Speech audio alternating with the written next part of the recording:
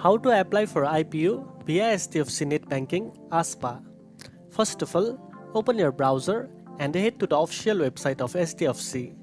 Then hover over the login button and select NetBanking. After that, log in using your customer ID and password. Then the dashboard will appear.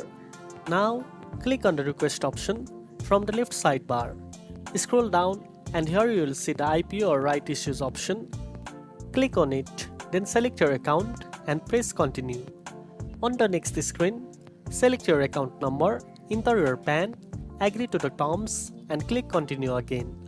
After this, you will be redirected to the HDFC Securities platform. Here you will get two choices, to apply for an IPO or a right issues. Choose apply for IPO and click submit. You will now see a list of all active IPOs. Find the one you want to invest in and click the apply button next to it. After that, you will be informed that the IPO amount will be blocked from your account. Verify your bank account number and proceed.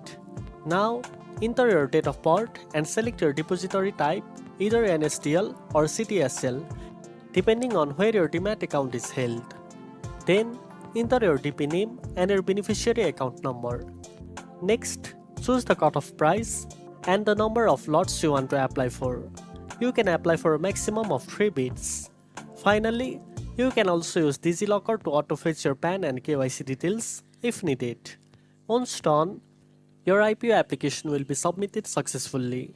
You can even check your IPO application details on the same platform. And that's it. Now you know how to apply for IPO via HDFC NetBanking ASBA. If you found this video helpful, don't forget to like, share and subscribe for more banking tips. Thanks for watching and I'll see you in the next one.